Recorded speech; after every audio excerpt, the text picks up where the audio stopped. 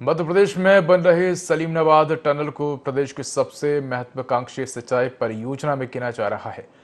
मुख्यमंत्री डॉक्टर मोहन यादव ने परियोजना का निरीक्षण कर इसे किसानों के लिए ऐतिहासिक सौगात बताया, जबकि विपक्ष ने निर्माण की गुणवत्ता और देरी को लेकर सवाल उठाए। इसी पर देखिए खास रिपोर्ट। मध्य प्रदेश में इंजीनियरिंग का एक ऐसा चमत्कार आकार ले रहा है जो आने वाले वर्षों में विंध्य और महाकौशल क्षेत्र की खेती, अर्थव्यवस्था और विकास की दिशा बदल सकता है। कटनी जिले में बन रही सलीमनाबाद टनल अब लगभग तैयार है। मुख्यमंत्री डॉक्टर मोहन यादव ने परियोजना का निरीक्षण करते हुए इसे किसानों के लिए ऐतिहासिक सौगात बताया।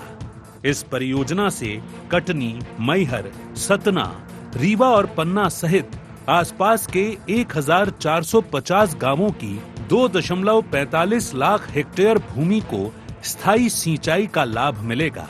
वर्षों तक कठिन चट्टानों, भूमिगत गुफाओं, भारी जल रिसाव और तकनीकी चुनौतियों का सामना करने के बाद ये परियोजना अब अपने अंतिम चरण में है।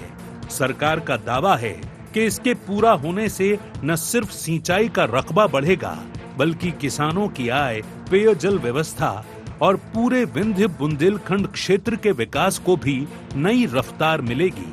मुख्यमंत्री डॉक्टर मोहन यादव ने कांग्रेस पर निशाना साधते हुए कहा कि तकनीकी चुनौतियों के बावजूद उनकी सरकार ने 17 साल पुराने अधूरे काम को पूरा किया।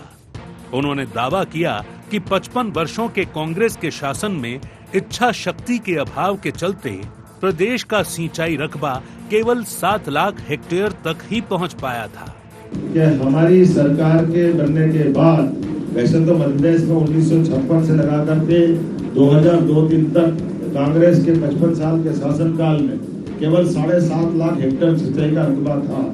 ये नदियां पहले थी, जंगल पहले थे, टेक्नोलॉजी भी थी, लेकिन काम करने की इच्छा शक्ति के अभाव में किसानों को कठिनाइयों के बीच छोड़कर दी।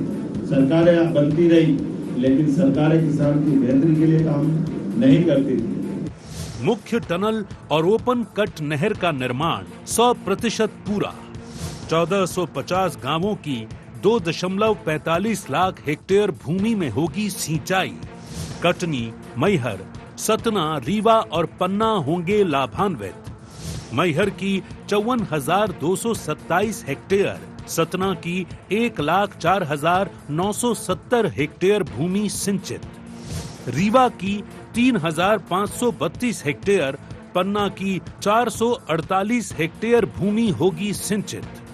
टनल के बाद सभी 8 ग्रुपों का निर्माण अंतिम चरण में। 44,000 हेक्टेयर तक पहुंचा सिंचाई का पानी।